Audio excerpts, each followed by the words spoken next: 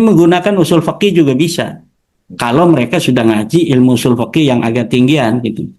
Ada fungsi laten yang tidak dipahami oleh kiai-kiai kita. Ya, Yang terjadi dari pengakuan mereka terhadap klan Balangi. termasuk Nah, ancaman terhadap pertahanan dan keamanan bangsa dan negara kita ya.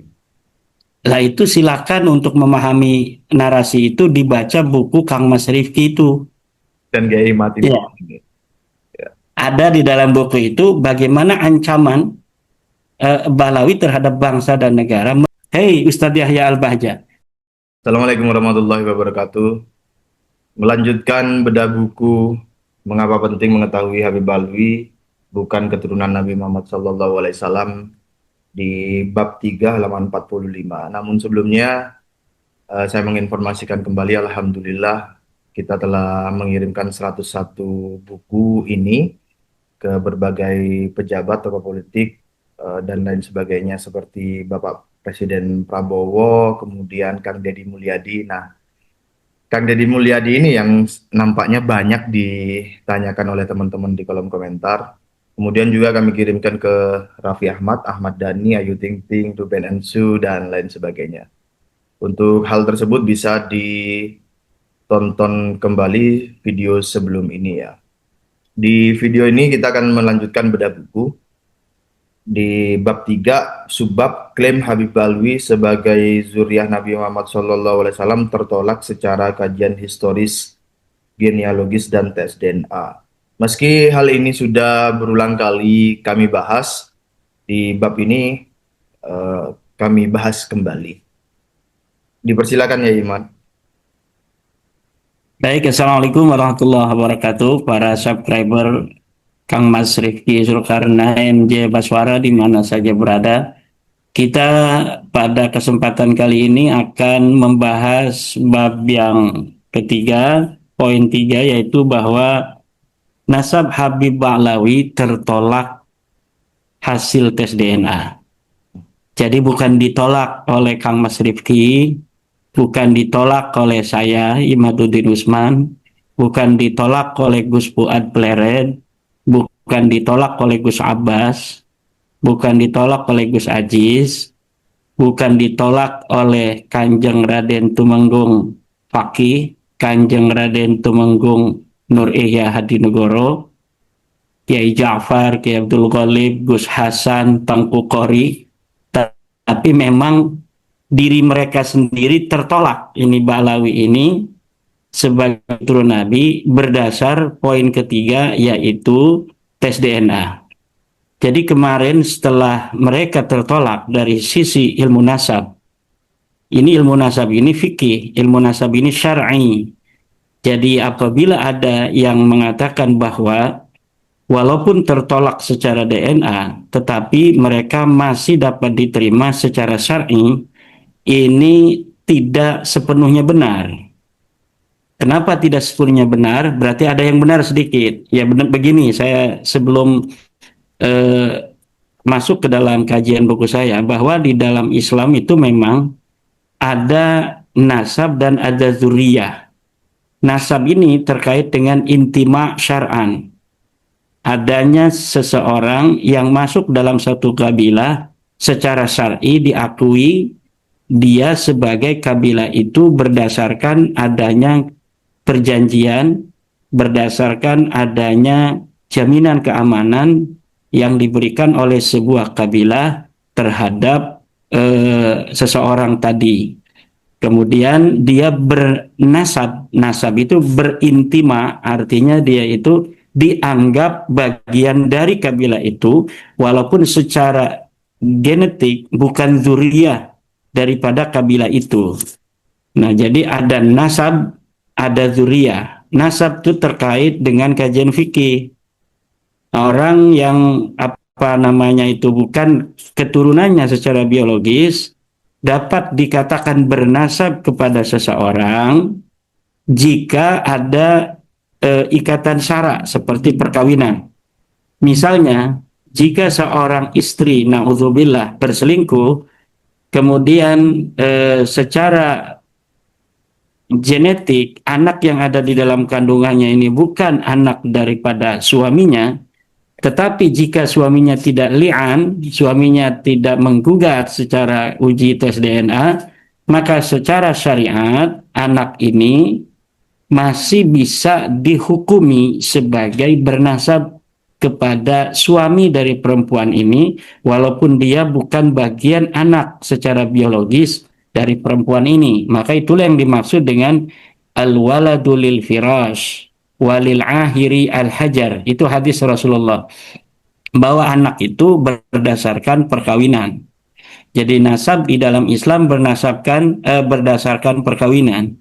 Seorang yang mempunyai biologis yang tersambung dengan seorang laki-laki itu tidak bisa disebut langsung dia bernasab pada laki-laki itu tanpa adanya perkawinan. Itu betul. Sebaliknya, apabila terjadi hal yang sebaliknya, yaitu ketika seorang anak yang ada di dalam perut seorang wanita kemudian dilahirkan, walaupun kemudian dapat dibuktikan secara tes DNA, dia ini tidak mempunyai darah daripada laki-laki itu, maka secara syariah dia masih bisa dihukumi sebagai anak daripada laki-laki itu secara hukum duniawi. Misalnya seperti waris mewarisi, ketika laki-lakinya itu meninggal, maka dia secara syariat bisa mendapatkan harta peninggalan itu. Nah, itu kalau nasab. Kalau dzurriyyah, itu ya ta'allaqu bil jaini. Dia berkaitan dengan darah, berkaitan dengan genetik. Seseorang yang tidak mempunyai genetik dari orang lain, maka dia tidak bisa disebut dzurriyyah daripada orang tersebut. Nah, sekarang kita bertanya kepada Mang Ba'lawi itu. Mang Ba'lawi itu kan klaimnya di dalam darahku atau di dalam tubuhku itu mengalir darah Rasulullah. Itu adalah sebuah dakwah, itu sebuah qadiyah. Sekarang kita buktikan betul atau tidak mereka memiliki darah daripada Rasulullah. Nah, secara ilmu nasab gugur dia sebagai keturunan langsung daripada Nabi Muhammad. Tetapi secara fikih bisa jadi bagi orang yang belum membaca buku saya bisa dinisbatkan Ba'lawi kepada Rasulullah berdasar adanya suhra dan istifadah yang sangat lemah itu. Tetapi bagi mereka yang sudah membaca buku saya atau apalagi yang telah meneliti, maka sudah tidak bisa lagi untuk mengatakan secara fikih, secara ilmu nasab dan syariah, Ba'lawi ini yang sekarang mengaku sebagai keturunan Ahmad bin Isa, sebagai keturunan Ahmad bin Isa, sekaligus mereka sebagai turun Nabi. Ini sudah tidak bisa, karena sudah terbukti secara ilmu nasab adanya inqita', adanya keterputusan, di mana leluhur mereka yang diasumsikan bernama Ubaid, ternyata tidak bisa dibuktikan dia anak daripada Ahmad bin Isa. Nah, sementara para kiai-kiai kita berdasarkan fikih katanya, padahal itu kita bisa dapat memastikan, Kang Mas Rifki, bahwa mereka salah memahami fikih aja. Jadi mereka membaca kitab fikih tetapi tidak mendalam di dalam memahami kitab fikih itu.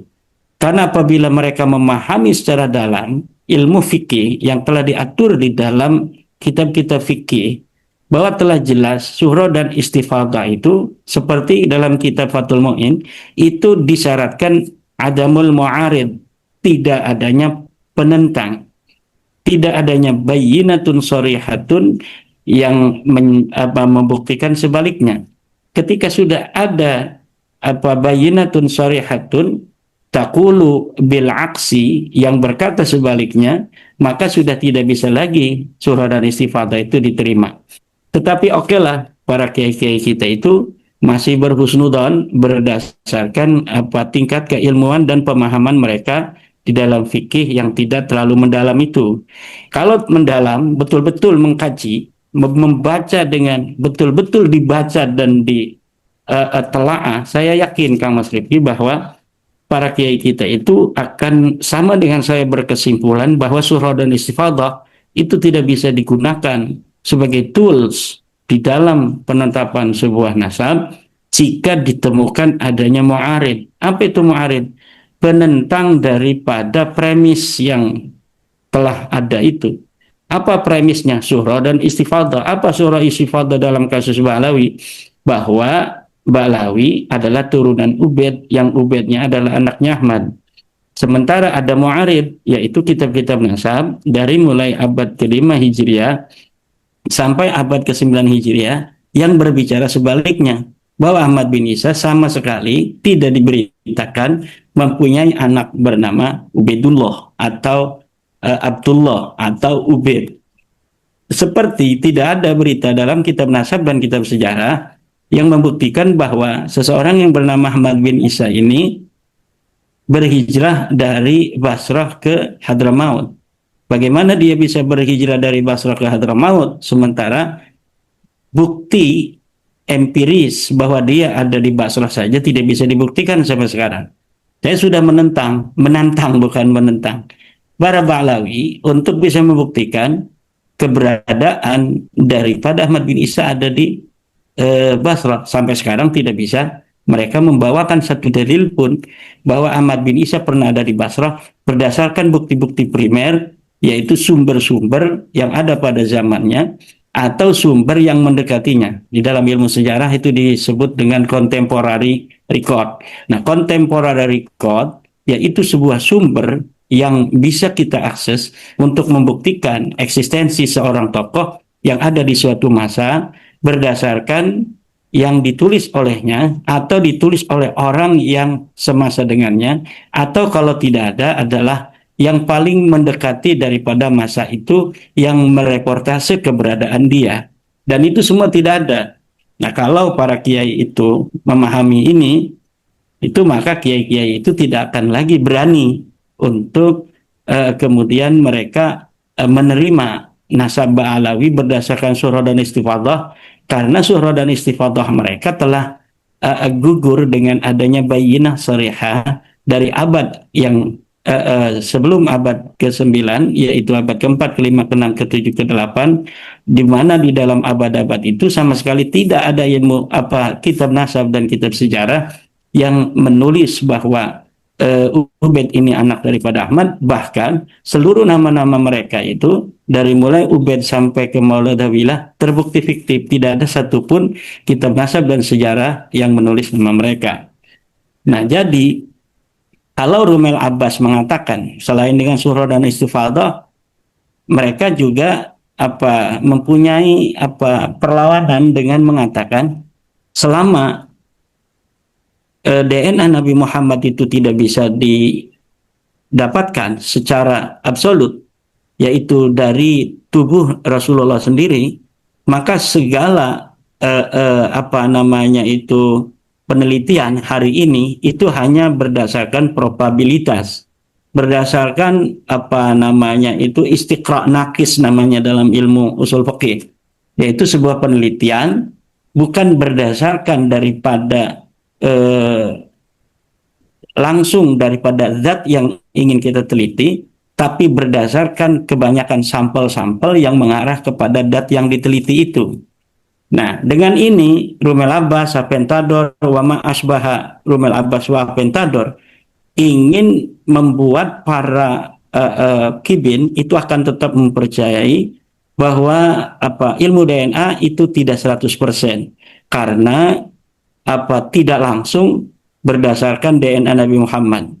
Dan yang saya sudah mengatakan bahwa sepertinya Rumel Abbas ini tidak mempercayai teori-teori ilmu pengetahuan untuk mengetahui sesuatu berdasarkan ukuran sesuatu yang diperkirakan secara pasti. Misal, jika kita hari ini ingin mengetahui sebuah lapangan 7 kali 7, maka kita tidak usah memeter lapangan 7 kali 7 itu satu per satu, tapi cukup kita mengkalikan 7 kali 7 sama dengan 49, berarti kita mengetahui luasnya itu 49 meter.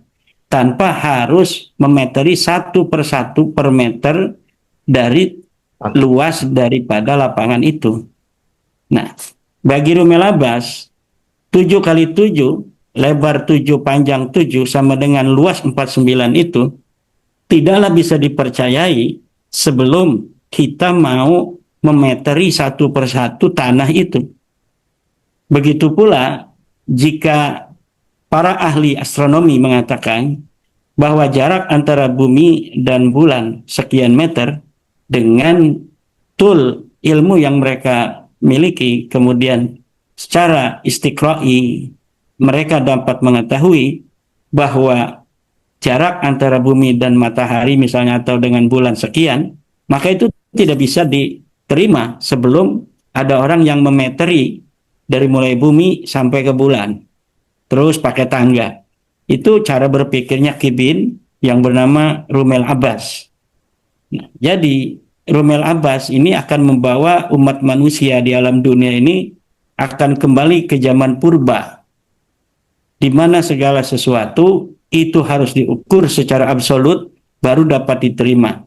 Jadi ilmu pengetahuan teori kali mengkali dari anak-anak SD itu tidak usah dipelajari. Anak SD kita itu bisa 8 atau 9 kali 9 sama dengan 81 tanpa harus menghitung jumlah biji korek 81. Jadi 9, 9, kemudian dipondok-pondokin menjadi 9, kemudian dihitung satu persatu menjadi 91. 9 kali 9, 9 kali 9 sama dengan 81. Itu harus pakai korek semua tuh, harus dihitung. Jadi tidak bisa untuk tanpa absolut, tidak bisa kemudian ditentukan sebuah kesimpulan. Inilah madhab Kibin yang akan membawa peradaban AI pada hari ini ke peradaban purba di zaman dinosaurus atau zaman Ilya ya.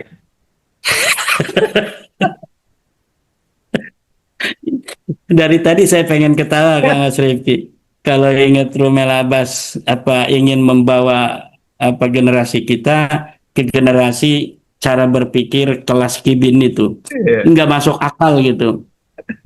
Karena hari ini tidak ada DNA Nabi Muhammad, maka kita tidak akan bisa mengetahui DNA Nabi Muhammad. Nah, bagaimana kita tidak bisa mengetahui DNA Nabi Muhammad? Wong kita yakin Nabi Muhammad hari ini mempunyai keturunan.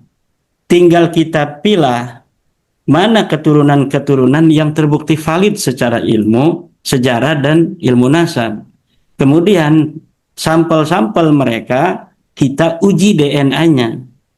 Nah, kita mengetahui hari ini bahwa keturunan-keturunan Nabi Muhammad yang valid itu adalah keturunan-keturunan Nabi Muhammad yang memiliki sejarah panjang daripada kepemimpinan politik, seperti generasi keluarga Toba-Toba yang dari 280 Hijriah secara lumintu dari generasi ke generasi memiliki kepemimpinan politik yang bagi orang semacam keluarga semacam itu yang memiliki kepemimpinan politik itu bukti sebuah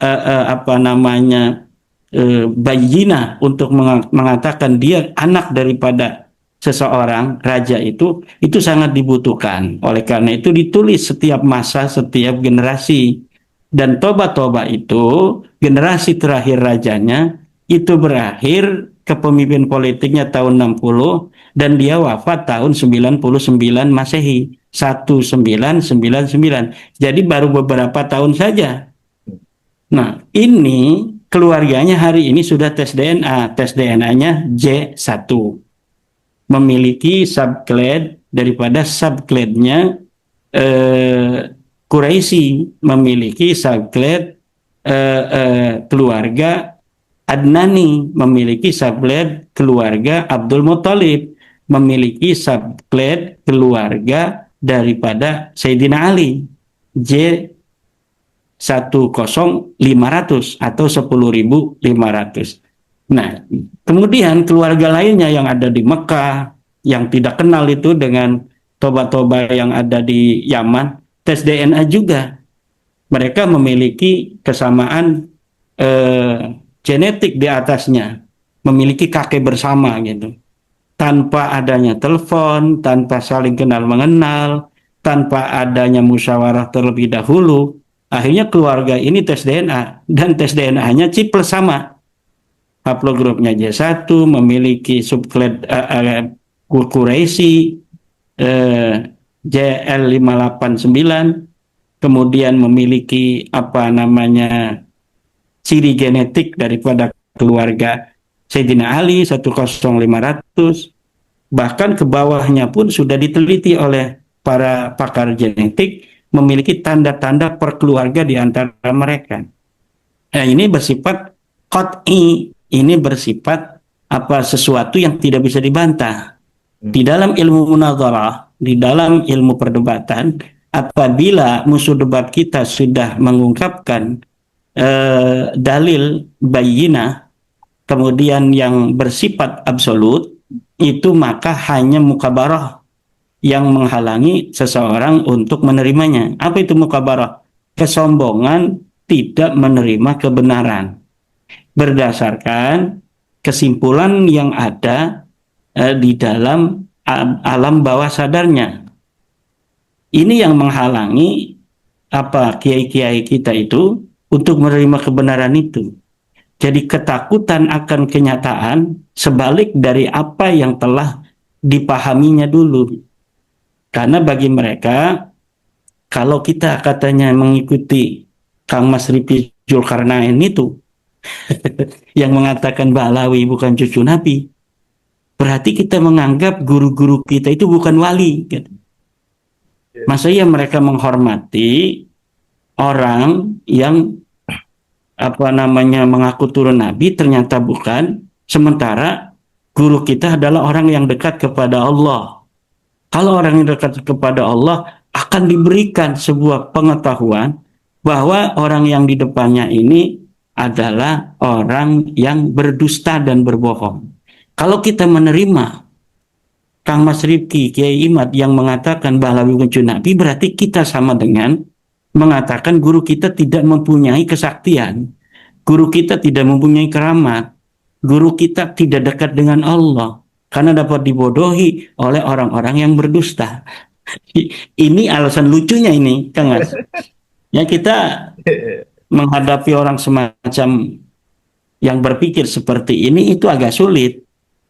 Tapi tidak boleh kita kemudian memiliki sebuah kesimpulan batin, ya udah dah kalau begitu masing-masing aja. Tidak, kita harus terus berusaha sampai Allah apa namanya memberikan kesadaran, memberikan banyak waktu kepada kita, kesadaran pada al-qabain ini, para kibin-kibin, agar mereka kemudian sadar, oh iya juga ya, kalau misalnya kita berkata secara syariah, ini secara fikih sudah tertolak, karena surah Istiqadah yang dijadikan sebagai landasan mereka itu sudah ada mu'arid, penentang berupa Bayyinah Shorihah dari kitab Tahdhibul Ansab, dari kitab Al-Ghaibah, dari kitab apa namanya itu Al-Majdi, dari kitab Muntaqilatul Talibiyah, dari kitab Asy-Syajarah Al-Mubarakah, dari kitab Al-Bakhri, dari kitab apa namanya itu As-Sabatul Musan, kemudian dari kitab Umdatul Talib Al-Kubra dan Umdatul Talib As-Sughra. Kalau kita apa namanya masih menerimanya secara ilmu sejarah, kok sudah dapat dibuktikan bahwa tidak ada satu kitab sejarah pun dimulai abad ke-4 sampai ke-9 yang menulis nama Ubaid pernah hidup di alam dunia. Tidak ada juga yang mengatakan bahwa Alwi pernah jadi ulama, jadi muhaddis, seperti yang ditulis hari ini oleh orang-orang Ba'alawi. Nggak ada. Kemudian apa namanya itu secara ilmu sejarah juga dapat dibuktikan bahwa Muhammad Sahib Mirbat yang ada di Mirbat itu ternyata tidak ada, karena ada kitab Tabaqat Fuqaha il Yaman pada abad ke-6 yang mencatat nama para ulama yang ada di Mirbat, ternyata seorang yang nama Muhammad Syahid Mirbat tidak dicatat. Nah, ini mungkin apa namanya benar bahwa eh, orang-orang ini fiktif belaka. Tapi masa iya katanya Mbah Hasim tidak mendapatkan laduni dari Allah. Ini nanti akan begitu muter-muter aja dia. Jadi ketika kebenaran itu sebentar lagi akan menghampiri ke dalam hati mereka, karena cara berpikir yang tidak logis dan rasional, yang apa selama ini menggerogoti jiwa mereka, yang apa kalau siapa yang Madilog itu eh, Malaka. Tan Malaka itu berkata bahwa logika mistik lebih mempengaruhi cara berpikir masyarakat Indonesia. Ya, logika mistik itu ya tidak ciples dengan spiritual. Ya. Karena kalau spiritual Islam menggunakan apa namanya epistemologi Islam, fikih, usul fikih, tafsir, hadis, yang jelas di dalam tafsir, di dalam hadis itu ada kritik hadis, ada naqdu ilmil hadis, ada naqdu ilmil hadis, ilmu tafsir, ada yang dinamakan istidlal, ada yang dinamakan istimbab, ada yang dinamakan istishab. Istishab juga terbagi dua, ada istishab dan istishab maklub. Ini istishab dan istishab maklub ini cara bagaimana kita untuk mengetahui apa keberadaan seseorang hari ini yang mengaku sebagai keturunan Nabi, kemudian kita ambil DNA-nya untuk mengetahui apa namanya itu DNA Nabi. Ini menggunakan usul fikih juga bisa.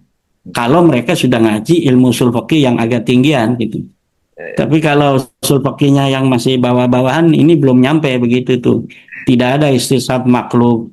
Kemudian ilmu sejarah itu sudah dipelajari semua Kang Mas Rifki kalau mereka paham. Ada di dalam ilmu hadis, ada dalam ilmu usul fikih, bagaimana istiqra nakis, bagaimana istiqra tam, bagaimana probabilitas itu juga ada di dalam usul fikih. Jadi untuk mengetahui sebuah komunitas dia suka makan apa, kita nggak usah tanya satu-satu orang kamu suka makan apa. Kita ambil sampel-sampel, ainiyat, kemudian kita tetapkan bahwa orang kampung ini makannya nasi semua dari berbagai macam sampel yang telah kita ambil itu. Nah, itu yang begitu-begitu itu akan dihilangkan semua oleh Rumel Abbas yang ganteng itu. Iya. Akan kembali ke apa namanya sensus per rumah aja. Nah, sementara apa namanya itu untuk kita sampai kepada absolut sensus misalnya tidak mungkin untuk DNA Nabi karena akan dipegang nanti itu Rumel Abbas oleh polisi kerajaan Arab Saudi. Kata Rumel Abbas, Pak polisi, saya mau mau memeriksa DNA Nabi Muhammad karena di Indonesia ada yang bernama Imaduddin Usman yang mengatakan DNA Nabi itu J1. Saya sekarang ingin membongkar makam Nabi Muhammad Sallallahu Alaihi Wasallam untuk membuktikan apa benar Nabi Muhammad itu haplogrupnya J1. Insya Allah itu Bapak Rumel Abbas tidak akan kembali lagi ke Jepara. Dia akan kembalinya ke Jeddah. Di Jeddah itu ada alat pancung itu setiap Jumat untuk memancung orang-orang yang kurang ajar itu. Bahkan menurut para ahli, termasuk Bapak Dr. Sugeng Pondak Sudiharto, walaupun misalnya ada ijma umat Islam hari ini bahwa untuk menjaga nasab Nabi Muhammad, mari kita bareng-bareng untuk mengambil sampel daripada DNA Nabi Muhammad. Walaupun ada ijma begitu, secara ilmu pengetahuan biologi, belum tentu DNA yang sudah berumur 1400 tahun itu bisa dibaca. Itu Yuya bisa dibaca dengan teknologi mumi yang sangat terkenal di Mesir, tapi tetap bagian-bagian tertentu tidak bisa dibaca. Jadi apa namanya itu yang paling mungkin untuk mengetahui DNA seseorang dari yang sudah berumur 500 atau 1000 tahun itu adalah dengan menguji dari keturunannya yang valid. Jadi keturunan juga yang valid. Nah, kalau kita periksa Ba'alawi yang secara ilmu nasab itu sudah gagal, kita ambil DNA-nya G, kemudian kita berkeyakinan DNA Nabi Muhammad G, ini bagaimana? Kita akan ditolak oleh dunia, Kang Mas. Karena apa? Karena sudah ada penelitian secara ilmu sejarah, nama nama mereka tidak terkonfirmasi, pernah hidup di alam dunia. Sudah ada penelitian ilmu nasab bahwa kitab-kitab nasab tidak bisa memverifikasi keberadaan Ubaid sebagai anak Ahmad. Bahkan seluruh nama seperti Bani Mihbat itu, kata Tengku Qori, itu tidak bisa. Makanya Tengku Qori tidak akan bisa dikalahkan oleh Ba'alawi itu. Nah, sekarang kita akan semakin ringan dengan adanya Sayyid Tengku Qori itu, karena sebelum mereka akan bicara tentang apa yang kita bicarakan, itu akan bicara tentang Sohib Mirbat dengan Tengku Qori, mereka akan kalah. Berdiskusi dengan Tengku Qori, mereka akan rungkat. Nah, walaupun nanti Tengku Qori kalau dia akan bicara tentang Ba'alawi yang dia tetapkan, dia akan rungkat oleh saya. jadi biarkan Sayyid Tengku Qori itu merungkatkan Ba'alawi. Kalau sudah berhasil Tengku Qori merungkatkan Ba'alawi, saya akan hadapi Tengku Qori untuk merungkatkan Ba'alawi itu sendiri. Karena apa? Itu Tengku Qori harus tahu itu, bahwa Ba'alawi, keluarga Ba'alawi sebagai turun Ahmad bin Isa itu bukan oleh keluarga Ba'alawi sendiri yang mengaku mereka keturunan Nabi. Jadi ada tipe sejarah yang ditulis oleh sejarawan yang tidak berdasarkan data-data primer. Tidak ada contemporary record. Kemudian muncul di dalam kitab As-Suluk karya Bahauddin Al-Janadi, Tengku Qori mencukupkan diri untuk menerima kitab As-Suluk itu sebagai sebuah kebenaran, walaupun berbeda dengan kitab nasab. Tetapi apapun itu, karena ada indikasi yang kuat bahwa Ali As-Sakron betul-betul menjadikan As-Suluk sebagai referensi utama daripada pabrikasi nasab Ba'alawi itu, yang nasab Ba'alawi itu betul kata Tengku Qori, bahwa Ba'alawi ini yang sekarang ngaku Ba'alawi bukan Ba'alawi. Mereka itu, kalau saya sebut di dalam buku saya membongkar sejarah dan genealogi Ba'alawi itu, membongkar kedustaan sejarah dan nasab Ba'alawi itu sebagai keluarga Abdurrahman Segaf. Kenapa saya sebut dia keluarga Abdurrahman Segaf? Karena yang terverifikasi orang betul-betul manusia yang pernah ada di alam dunia itu hanya mulai dari Abdurrahman Segaf ini. Jadi Abdurrahman Segaf punya anak namanya itu Abu Bakar. Abu Bakar punya anak Ali As-Sakron. Nah, Ali As-Sakron inilah dari cucunya Abdurrahman Segaf yang paling aktif menulis kitab tentang nasab mereka ini. Ini Abdurrahman Segafnya punya anaknya 13. Jadi pada abad 9 ini, karena mereka punya anak 13 laki-laki, itu sangat banyak sekali keluarga besar dia. Siapa Abdurrahman Segaf? Petani. Seorang petani yang bukan ulama, tetapi dia memiliki kecenderungan mistik, kecenderungan spiritual lah. Tukang di musola gitu, zikir. Akhirnya karena mungkin dia ini kedatangan jin. Kalau dia tidak mengaku, Kang Mas. Jadi saya belum mendapatkan sebuah buku yang langsung dari dianya gitu.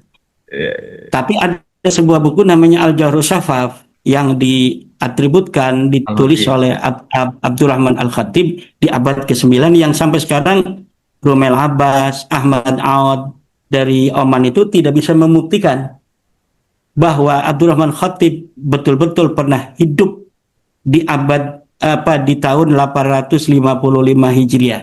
Tidak ada. Mereka tidak bisa membuktikannya. Karena saya meyakini kitab itu ditulis abad 10 atau setelahnya kemudian diatributkan kepada orang yang ada di abad ke-9. Untuk apa? Untuk menguatkan posisi kreasi dari Ali As-Sakron. Karena Ali As-Sakron akan terlihat nampak sendirian ketika Ali As-Sakron ini membangun kesejarahan Nasabalawi.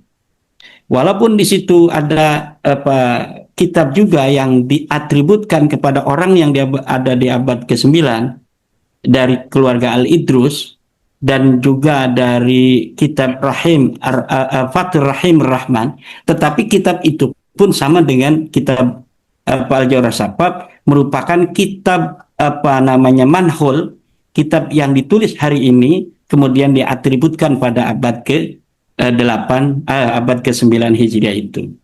Jadi begitu rungsebnya dalam bahasa Banten nasabah Alawi dan sejarahnya itu akan sulit bagi orang yang tidak terbuka jiwanya, belum diberikan futuh untuk dapat memahami itu, apalagi kalau dia memiliki background keyakinan yang kuat, yang dengan itu dia akan bunuh diri tentang dirinya sendiri kalau dia menerima kesimpulan Balawi bukan cucu Nabi. Misal dia yang sudah punya menantu Balawi, dia sudah berharap-harap gitu. Saya alhamdulillah mendapatkan rizki dari Allah, mendapatkan seorang menantu cucu daripada kekasihmu, ya Allah, terima kasih gitu. Dia dapat istihara mungkin. Dia tidak mau dikatakan istiharanya itu salah, bukan dari Allah tapi dari setan kan. Dia akhirnya sekarang hanya penyesalan yang ada. Semua telah terjadi. Kalau aku menerima apa yang dikatakan oleh Kiai Imad, maka sama saja saya mengatakan bahwa istiharah saya salah katanya. Kemudian saya juga kalau menerima, sama saja saya menyatakan bahwa orang tua saya, kiai saya, dulu guru saya, salah semua dan tidak memiliki basirah, tidak memiliki mata hati. Padahal gaya berpikir semacam ini, itu tidak dikenal dalam dunia ilmiah Islam. Tidak dikenal dalam dunia ilmu hadis, dalam dunia ilmu fiqih, dalam dunia ilmu tafsir. Ini hanya dikenal sufi-sufi kuburiyah itu yang ada di Yaman itu. Cara-cara berpikir yang semacam itu yang tidak logis. Atau di dalam tradisi Syiah. Dalam tradisi Syiah ada yang semacam itu. Ya, baik. Nah, kalau dalam tradisi Ahlussunnah wal Jamaah tidak seperti itu. Logis. Agama ini logis. Agama ini logis. Seluruh aturan Tuhan yang ada dalam Al-Quran dan hadis logis. Makanya agama Islam mudah sekali untuk diterima oleh orang-orang cerdas. Nah, awalnya ada iman, ini tidak bisa diverifikasi. Jadi iman itu tidak bisa diverifikasi karena itu tidak masuk dalam kajian empiris. Tapi seluruh ajaran Allah yang diberikan melalui wahyu dengan perantaran malaikat Jibril yang telah diterima oleh Nabi Muhammad itu kemudian setelah diteliti oleh para umat juga dari umat non-Islam, ini tidak ada yang masuk ke dalam ranah tidak logis. Jadi semuanya dapat dibuktikan. Jadi iman itu sendiri, misalnya iman pada Allah, itu kita tidak bisa dibuktikan karena Allah bukan materi. Kita mengatakan Allah itu ada, itu tidak bisa dibuktikan secara empiris. Tetapi kita bisa membuktikannya secara nazari, bahwa tidak mungkin adanya alam ini tanpa adanya pencipta. Karena tidak ada sesuatu di mana sesuatu itu hari ini ada, kemudian tidak ada yang mengadakan. Dari apa yang kita lihat, buku semuanya ada yang mengadakan. Berarti alam dunia dengan segala keteraturannya ini juga ada yang mengadakan. Itu wilayah iman yang tidak membutuhkan itu bukti empiris. Beban pembuktian itu tidak ada dalam masalah iman. Makanya bicaranya juga iman. Sesuatu yang wajib dipercayai untuk dikatakan sebagai seorang mukmin, sebagai seorang Islam. Iman itu kan ada 6 rukun. Iman ada 6 menurut kita. Kalau menurut Balawi katanya tambah 1 ada 7. Yaitu harus percaya pada nasab Balawi. Nah, tapi untuk orang Islam, iman itu 6. Percaya kepada Allah, percaya kepada malaikat Allah, percaya kepada kitab Allah, percaya kepada Nabi Muhammad, percaya kepada adanya hari kiamat, percaya adanya takdir. Nah, kalau 6 ini ada, walaupun berbeda pendapat antara satu firqah dengan firqah yang lain itu tajam, maka dia bisa disebut sebagai orang Islam. Tapi yang sudah tidak mengimani yang 6 ini, yang tidak memerlukan beban pembuktian, maka dia tidak bisa dikatakan seorang beriman. Karena tidak ada korespondensi rekod ketika Allah mengangkat Nabi Muhammad sebagai Nabi. Yang merekam, Jibril datang itu tidak ada. Hanya kepercayaan kita kepada Nabi Muhammad bahwa dia mengatakan bahwa saya mendapatkan wahyu dari Allah melalui Jibril dan saya diangkat sebagai Rasul.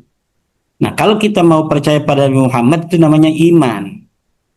Tidak perlu lagi kita, mana buktinya, mana fotonya Nabi Muhammad waktu Jibril datang. Mana fotonya Jibril ketika mendapat perintah dari Allahnya. Jibrilnya tidak membawa bukti. Kalau dia itu mendapatkan surat perintah dari Allah, ini stempel Allah. Kemudian ketika Jibril mengatakan kepada Nabi Muhammad bahwa ini Al-Quran dari Allah, tidak juga membawa stempel. Kemudian Nabi Muhammad mengatakan kepada umatnya, yang waktu itu adalah orang-orang Mekah, bahwa saya Nabi Allah. Ada yang percaya, ada yang tidak percaya. Yang percaya itu namanya beriman, yang tidak percaya itu kafir, tidak beriman. Itu wilayahnya wilayah iman yang 6 ini tidak memerlukan pembuktian. Tetapi ajaran yang dibawa oleh yang kita imani, yaitu Al-Quran, hadis, dan sebagainya, ketika diteliti daripada ayat Al-Quran ini, tidak ada yang tidak logis. Kecuali sesuatu yang di dalamnya ada juga yang masalah iman. Seperti berita tentang adanya surga. Ini tidak empiris, hanya iman juga. Karena itu masuk di dalam rukun iman yang ke-5, yaitu percaya dengan adanya hari akhir. Bahwa kita ini hidup, dunia ini ada, itu ada akhirnya, dan kemudian setelah itu ada ma yata'allaqu bihi, yaitu kehidupan setelah dunia ini, yang diantaranya ada dibangkitkan setelah kubur. Itu masuk iman juga. Walaupun tidak masuk rukun iman yang 6, tapi masuk dalam sub rukun iman yang 6, yaitu percaya adanya hari akhirat, hari akhir, kiamat, kemudian ada akhirat, ada mizan, ada hisab, ada surga, ada neraka. Itu bagian dari kepercayaan yang tidak memerlukan scientific evidence, tidak memerlukan beban pembuktian tentang benar atau tidaknya. Itu hanya masalah iman saja. Nah, tetapi untuk ajarannya, saya ulangi lagi, itu semuanya logis. Nah, kalau sekarang kiai-kiai itu mempercayai nasab Balawi hanya berdasarkan surah istifadah, hanya berdasarkan husnudon, hanya berdasarkan karena guru saya, begitu, itu ya tidak sesuai dengan ajaran Islam. Di mana ajaran Islam itu wala taqfu ma laysa laka bihi ilm, jangan engkau mengikuti sesuatu yang tidak ada ilmun. Ilmun itu adalah idrakus syai', mengetahui sesuatu dengan menemukan. Jadi bukan husnudon. Ma laysa laka bi ilmun itu harus dengan ilmun. sesuatu yang apa namanya itu kita lihat, kita pegang, kita rasakan, kecuali untuk sesuatu yang tidak bisa ada pembuktiannya di dunia tentang kebenaran ijtihad para ahli fikih misalnya. Bahwa Sayyidina Imam Asy-Syafi'i mengatakan laki-laki menyentuh dengan perempuan batal, kemudian apa ya Imam Abu Hanifah laki-laki menyentuh perempuan tidak batal berdasarkan ijtihadnya dari ayat yang sama yang dipahami berbeda. Jadi ayatnya sama, aula mastumun nisa, atau kamu menyentuh perempuan. Kata Imam Syafi'i, menyentuh ini adalah menyentuh benar. Laki-laki menyentuh perempuan. Kata Imam Abu Hanifah, lamas di situ adalah majaz daripada jima, daripada bersetubuh. Kalau bersetubuh baru batal. Karena kalau tidak bersetubuh tidak batal. Nah, perbedaan ini mana yang benar tidak dapat dibuktikan. Karena kita tidak bisa untuk me-WA Allah. Bertanya, ini ya Allah yang benar Imam Syafi'i atau Abu Hanifah, tidak bisa. Maka ini fikih itu, ijtihad itu hanya zon saja.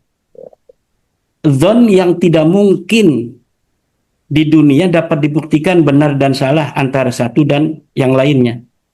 Tapi kalau tentang bahwa saya mempunyai pulpen, mengklaim saya punya pulpen, itu bisa dihusnudzoni oleh Kang Mas Rifki yang tidak lihat saya pegang pulpen, atau juga bisa Kang Mas Rifki menolak. Saya tidak percaya Kimat punya pulpen, tampangnya aja begitu, masa punya pulpen, harusnya punya cangkul dong. Nah itu sah, karena Kang Mas Rifki belum melihat saya pegang pulpen. Tapi kalau sekarang saya pegang pulpen, Kang Mas Rifki harus terima dong bahwa saya punya pulpen. Karena sudah dapat dilihat dengan mata Kang Mas Rifki sendiri bahwa saya punya pulpen. Kalau Kang Mas Rifki tidak menerima, itu namanya mukabarah, tidak menerima kebenaran. Nah, sekarang nasab balawi, bahwa secara DNA orang-orang yang mengaku keturunan Nabi Muhammad hari ini dari berbagai macam klan yang terbukti valid secara ilmu nasab, bahwa dia keturunan baginda Nabi dari keluarga yang ada di Mekah Al-Mukarramah, yaitu Bani Qatadah, Bani Sulaiman, Bani Abadillah, Bani Aunur Rafiq, kemudian Bani Yordan Al-Hashimi, kemudian dari apa namanya itu Mesir, dari Bani Qandil, kemudian dari Irak, semuanya tes DNA. Dan hasilnya sama tanpa ada kompromi. Orang yang tidak saling kenal mengenal, ketika tes DNA, mereka sama DNA-nya J1. Ini membuktikan bahwa klaim mereka itu benar. Sekarang ada orang yang sama-sama mengaku turun Nabi, ternyata haplogrupnya haplogrupnya G, maaf. Maka seperti Balawi itu, haplogrupnya G. Apakah bisa dapat diterima? Tidak bisa, bos. Walaupun ini istiqra nakis, hanya berdasarkan probabilitas, tetapi ini qat'i. Coba, qat'i itu ada dua. Ada yang qat'i jali, ada yang qat'i khafi. Ada yang badihiyun jaliyun, ada yang badihiyun khafiyun. Yang badihi jali itu seperti tadi, saya mengklaim punya pulpen, tetapi kemudian Kang Mas Rifki tidak percaya, saya membuktikannya. Ini, saya punya pulpen, ini namanya badihiyun jaliyun. Tetapi ada juga yang namanya qat'i itu yang tidak langsung, namanya badihiyun khafiyun.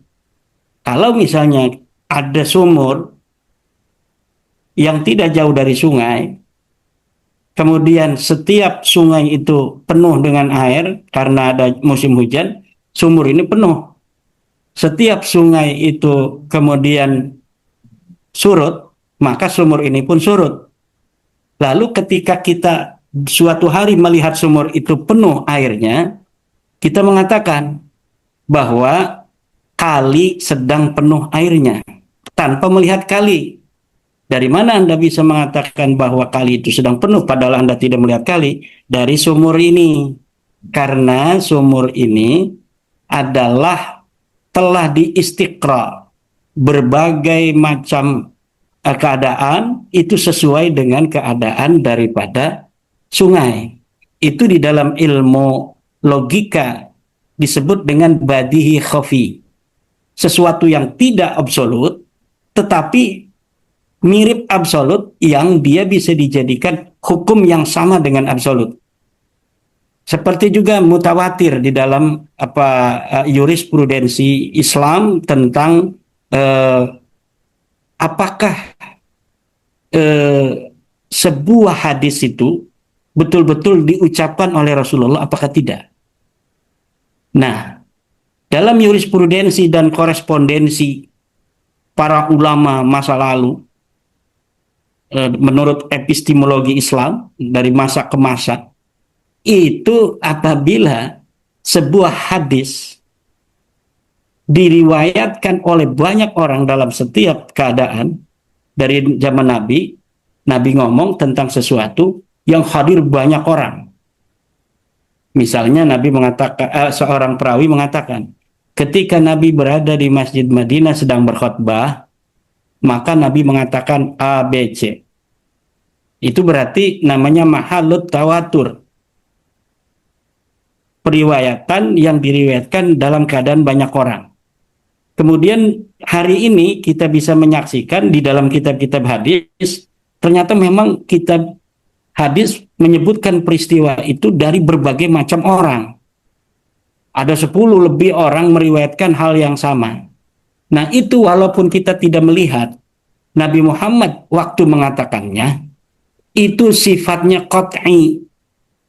Karena apa? Ada tawatur.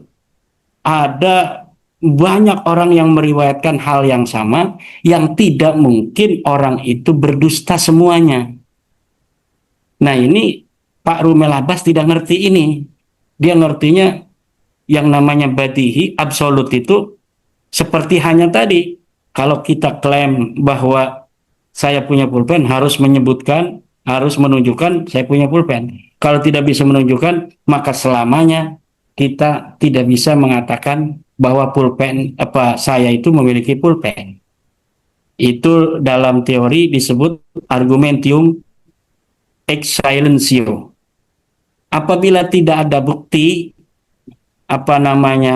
dari sebuah perkataan, hanya ada keheningan, hanya ada diam, maka diam itu tidak bisa dijadikan dalil.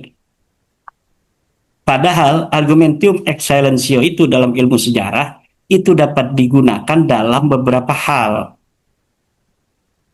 Misal, jika seorang penulis, saya menulis hari ini bahwa saya punya teman, satu, Kang Mas Rifki Zulkarnain J. Baswara, dua, Gus Fuad Pleret, tiga, Gus Abbas. Penyebutan ini tidak berarti yang lain itu tidak ada. Misalnya Gus Aziz Jazuli, Kiai Nur Ehya, Kang Mas Pakik Wira Hadiningrat, dan lain sebagainya yang tidak disebutkan. Itu bukan berarti orang lain itu bukan teman saya. Itu namanya argumentium ex silentio yang tidak bisa digunakan untuk itu. Sementara buku lain yang ditulis oleh Profesor Manahem menyebutkan nama-nama tadi, bahwa tahun 2022 sampai 2025 terjadi berbagai macam dinamika di Indonesia terkait Nasabalawi, yang diantara orang-orang yang menggaungkannya adalah disebutkan nama-nama yang tidak disebutkan saya itu. Nah berarti walaupun saya itu argumentum ex silentio tidak menyebutkan nama-nama itu, tapi dapat diverifikasi di dalam kitab yang lainnya, buku lain yang semasa dengan itu. Nah, lalu untuk Nasabalawi, argumentium ex silentio itu dapat digunakan karena seluruh kitab-kitab itu semuanya silentio. Satu pun tidak ada yang mengatakan itu. Maka dalam keadaan seperti ini, walaupun argumentium ex silentio itu adalah bagian daripada logika falasi, tetapi dapat digunakan untuk semacam balawi ini.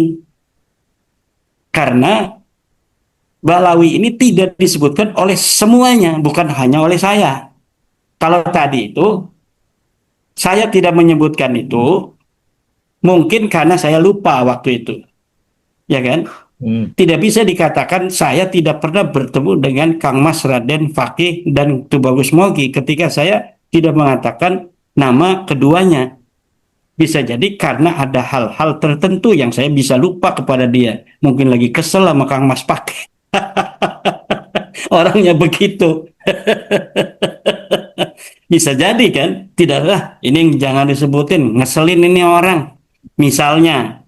Nah, kemudian dari orang membaca 100 tahun lagi, kemudian mempunyai kesimpulan bahwa Imaduddin Usman tidak pernah bertemu dengan KRT Fakih Wirahadiningrat dan apa namanya Ratu Bagus Mogi Nur Fadil berdasarkan buku ini, atau buku-buku lain saya tidak menyebutkan, tetapi ada reportase dari Asad Syahab misalnya yang terbukti telah apa namanya Masih. membuat anakronisme bahwa Ahmad Hasan Alatos itu adalah merupakan guru dari Badam Basim tidak terbukti. Al-Habsyi atau Kemudian Al-Atos? Al-Segar, siapa? Al-Habsyi atau Al-Atos? Alatas dia. Alat. Ya. Alwi Assegaf katanya guru dari Padang Basim tidak terbukti juga. Yang terbukti hanya satu, yaitu Husain Al-Habsyi. Nah, Husain Al-Habsyi itu dapat dibuktikan dalam kitab Ziyadatut Ta'liqatnya Mbah Hasim. Iya, karena saya waktu itu ketika menulis tidak menemukan kitab itu. Kemudian ketika Rumel Abbas itu mengatakan ada haddasana. Nah, kalau haddasana ini memang sudah apa bisa dikatakan bahwa menerima satu hadis itu.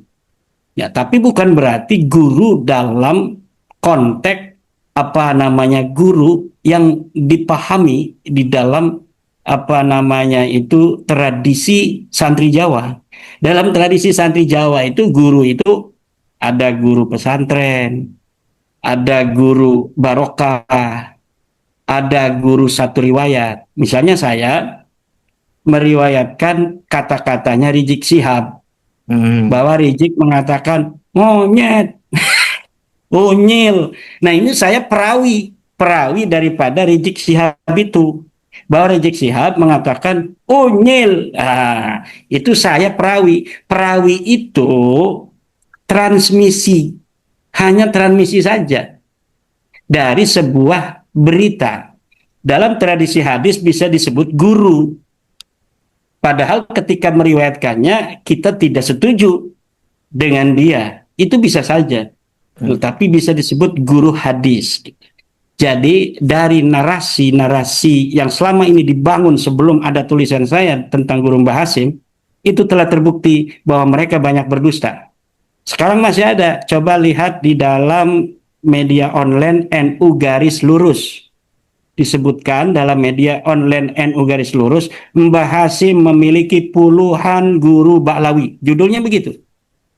Ternyata tidak terbukti. Satu saja, Husain Al-Habsyi itu hanya guru transmisi hadis.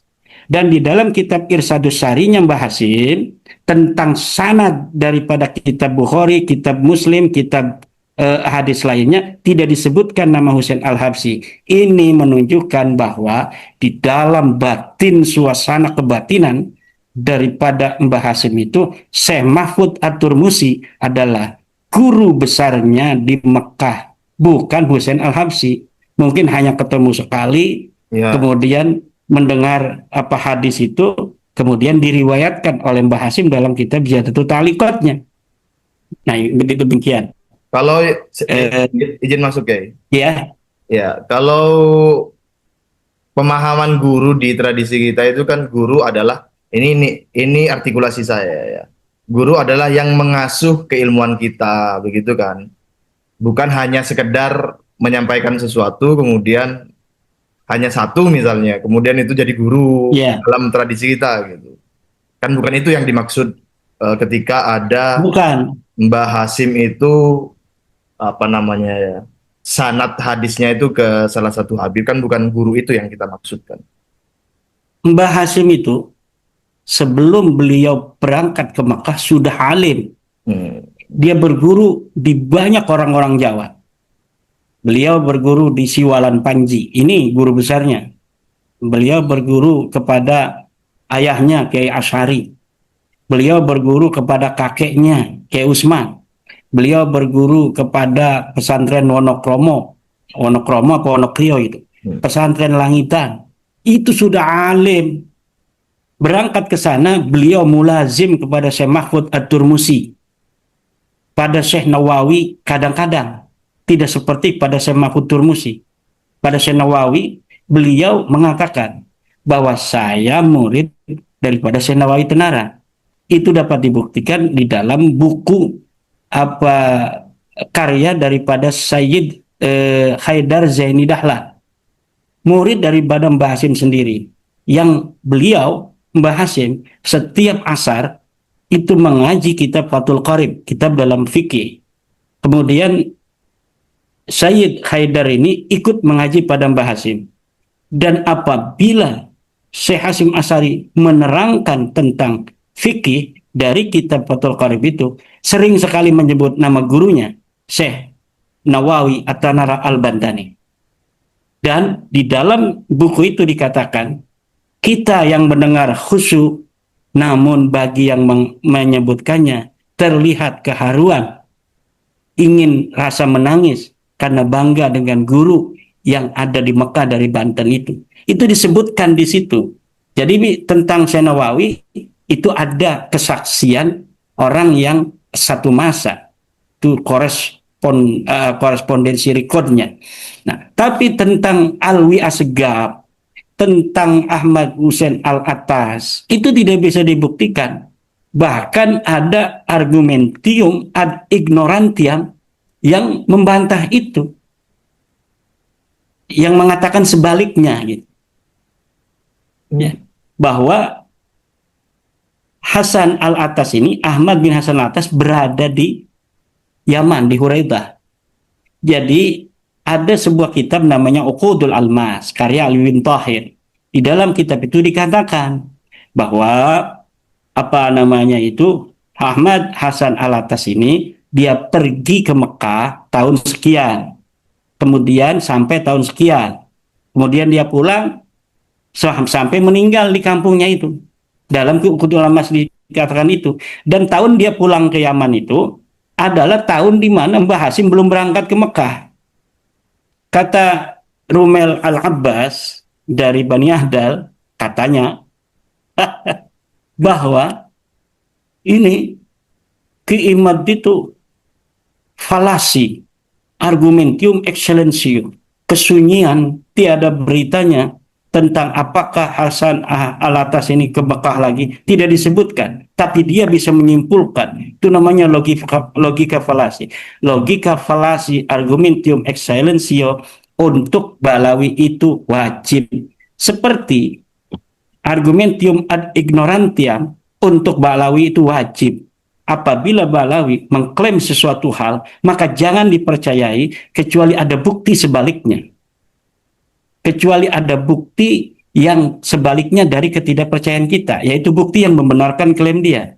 Kenapa? Karena sudah berjejer kedustaan sejarah cipta sejarah Ba'lawi yang ada sejak abad 9 sampai hari ini. Sampai yang ada di akun-akun mereka sekarang. Mereka terus memproduksi kedustaan-kedustaan sejarah itu. Sampai makam-makam yang tidak ada pun diciptakan untuk persiapan kesejarahan untuk anak cucu mereka. Sementara Al-Kabain, para kibin-kibin itu, mereka tidak sadar bahwa apa yang telah dilakukan oleh Ba'lawi hari ini akan merugikan keturunannya ke depan. Dia akan mempunyai fungsi manifest saja.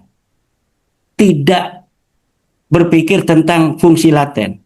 Nah, fungsi manifestnya, kenapa dia masih mengakui nasab Ba'lawi? nggak enak, dia saudara kita, dia teman kita, sudah lama kenal. Tapi ada fungsi laten yang mereka tidak sadari, bahwa dari pengakuan mereka, kiai-kiai yang di kampung-kampung itu akan terus didawiri.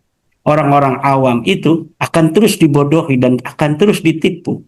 Anak perempuan mereka kemudian dikawin paksa, bahwa kalian dengan menerima mantu seperti saya ini adalah anugerah.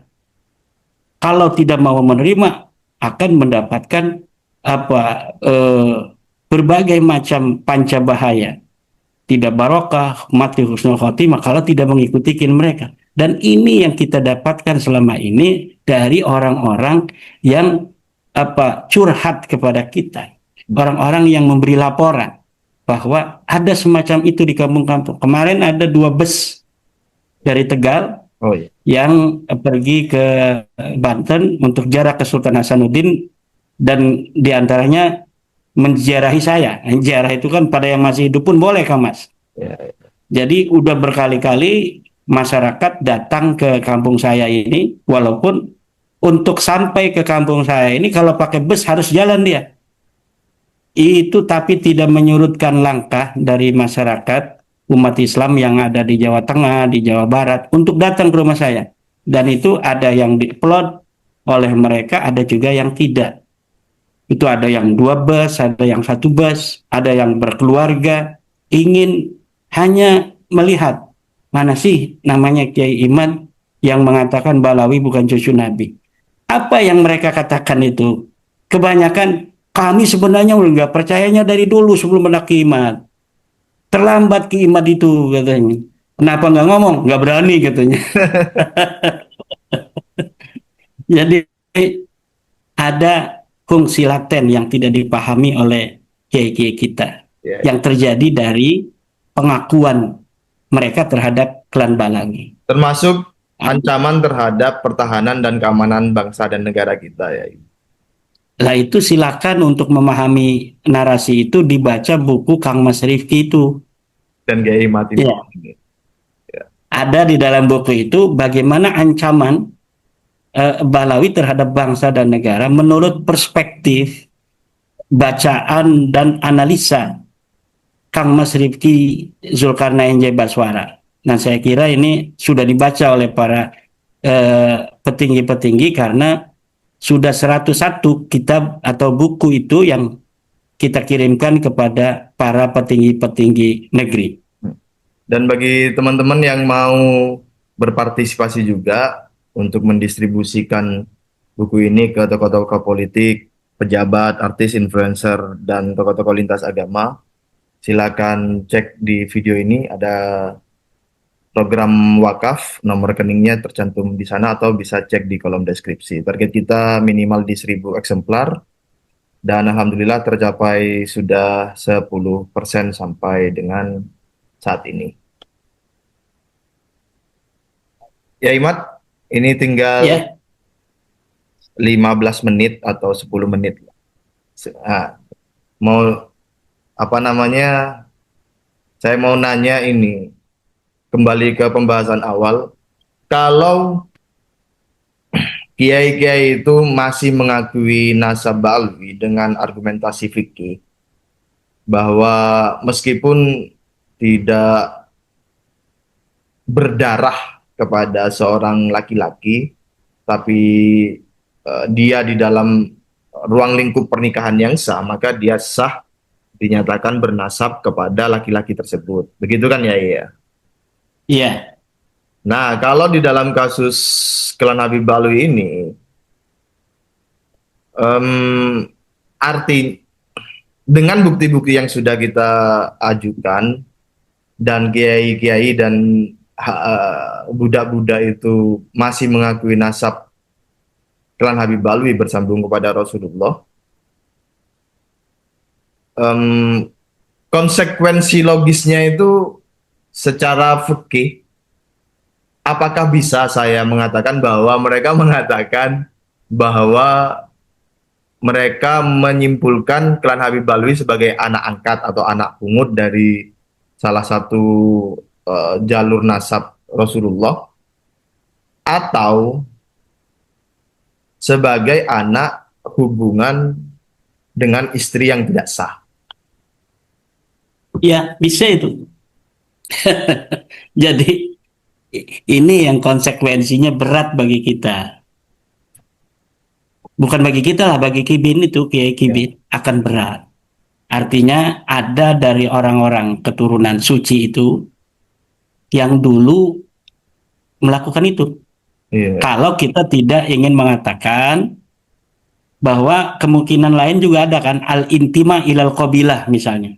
Mm-mm. Al-intima ilal qabilah itu zaman dahulu itu zaman masa lalu tuh ada yang begitu. Jadi seorang yang mempunyai kabilah kecil, dia mendapat ancaman, dia takut akan diserbu oleh kabilah besar, kemudian dia nempel di kabilah besar, kemudian dia nisbah akhirnya dengan kabilah besar itu tanpa diketahui oleh anak keturunannya. Mm. Jadi anak keturunannya dia merasa itu kita benar Bani Hasyim misalnya, ternyata hanya budaknya. Karena budak juga bisa berintima kepada tuannya. Nah, itu hanya bisa dilakukan ketika belum ada bayina, belum ada bukti. Buktinya sudah ada Pak Kiai. Nih, secara ilmu nasabnya mereka bukan adopsi. Mereka bukan intima ilal qabilah. Mereka bukan adanya tahalluf, saling terjadi perjanjian masa lalu, bukan. Mereka ini tazwirun nasab, tadlisul masadir yang terjadi itu. Jadi menipu nasab di masa lalu yang kita bisa telusuri dari sejak kapan mereka berdustanya, dari sejak Ali Asakron. Kenapa saya mengatakan ahli asakron melulu, kata Rumel? Buktinya ada sebelumnya. Buktinya ada pamannya yang... Iya, karena kitabian. Saya mempercayai betul sahih itu secara penelitian sementara.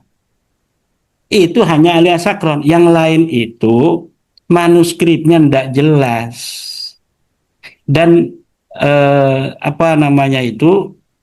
bukti-bukti bahwa itu adalah sebuah kitab-kitab interpolasi itu sangat nyata. Kitab-kitab yang baru ditulis dengan diberi angka tahun yang lama. Nah, kalau mengenai pabrikasinya itu saya yakin itu dari mulai awal abad ke-9. Tetapi keyakinan yang tanpa bukti itu tidak bisa dijadikan dalil. Makanya yang bisa dijadikan dalil adalah yang ada buktinya. Buktinya mana? Ini kitabnya Ali Asakron. Kalau kesimpulan, karena dari sejak Abdurrahman Assegaf, ketika dia mulai dikir-dikiran itu, ketika jadi petani, itu ada berita bahwa si Fulan mendengar Abdurrahman Assegaf mengaku.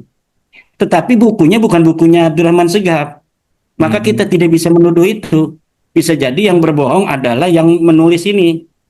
Maka karena pengakuan itu secara nyata, konklusif ada di dalam kitab Al-Burqatul Musyiqah, maka kita jadikan dia sebagai tertuduh utama karena bisa dibuktikan. Kalau kita berdalil dengan sesuatu yang tidak bisa dibuktikan, itu tidak boleh. Oh, kita berdalil dengan sesuatu yang tidak ada. Kita berdalil dengan yang ada dan validitasnya dan originalitasnya bisa terjamin. Yang originalitas dan validitasnya bisa dijamin dan diakui oleh mereka sendiri juga, yaitu kitab Al-Burqatul Musyiqah. Kalau Al-Jaharus Sapab tidak bisa dibuktikan.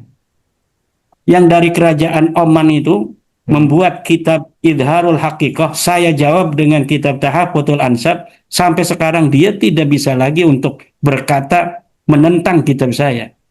Seorang Dr. Muhammad Ba'zib yang banyak meneliti sejarah Yaman, manuskrip-manuskrip Yaman.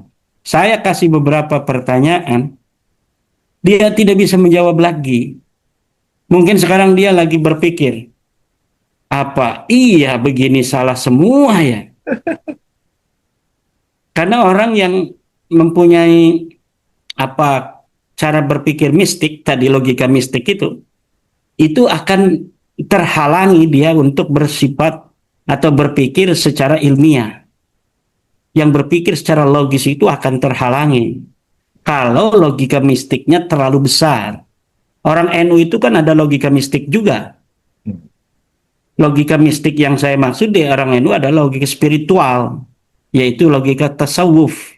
Tapi tasawufnya sudah diberi jalan oleh Mbah Hasyim Asy'ari, tasawuf Al-Ghazali yang berdasarkan hadis-hadis dan Al-Quran. Bukan tasawuf Ba'lawi yang berdasarkan khurafat-khurafat yang sekarang sudah dapat terverifikasi khurafatnya. Baca bukunya Gus Aziz Jaduli dan Kiai Nur Ihya. Itu 400 khurafat Ba'lawi terverifikasi dan valid ada di kitab-kitab mereka. Belum lagi kalau Anda, wahai para penonton Al-Kabain, membaca bukunya Profesor Menahem Ali, seorang mu'allaf yang profesor, yang logis, ahli Yudeo Kristiani. Bagaimana sekarang beliau membuat sebuah buku tentang penelitian nasab juga. Ini akan semakin rungkat min ayyi wajhin, min ayati jihah gitu. Dari segala penjuru yang ada bagi Kibin hanya meratapi kenapa semua ini bisa terjadi. Sungguh kejamnya itu Kang Mas Rifki Zulkarnain. Kejam sekali itu Gus Fuad. Kejam sekali itu Kiai Imam. Kejam sekali Gus Abbas. Yang menyatakan bahwa Balawi bukan cucu Nabi. Apa yang akan terjadi kalau mereka bertemu Rasulullah? Itu masih dikatakan nggak malu oleh Ustadz Yahya Al-Bahja. Hei Ustadz Yahya Al-Bahja, apa yang akan kau pertanggungjawabkan di hadapan Gusti Fatimah radhiyallahu anha? Bahwa engkau memasukkan Rizik Syihab, engkau memasukkan Taufik Segaf bukan keturunan Nabi sebagai turunan Nabi. Apa yang akan engkau pertanggungjawabkan, wahai Ustadz Yahya Al-Bahja Cirebon? Betapa malunya engkau akan bertemu dengan Siti Fatimah dalam keadaan memasukkan orang-orang yang bukan keturunannya yang berakhlak rendah sebagai bagian dari keturunan Siti Fatimah yang berakhlak mulia. Madinah bercahaya jika Siti Fatimah sedang bangun di tengah malam.